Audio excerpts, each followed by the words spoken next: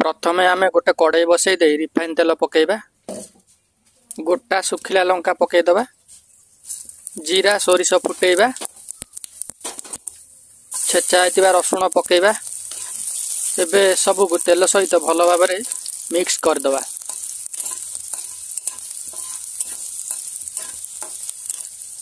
वर्तमान आम ए गरम भातर पेज किछि भात पकेदबा।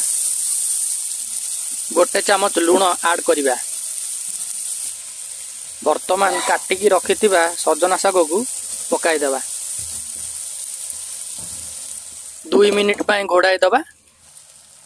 एबे सजना शागटा को भल भाव में मिक्स करदबा।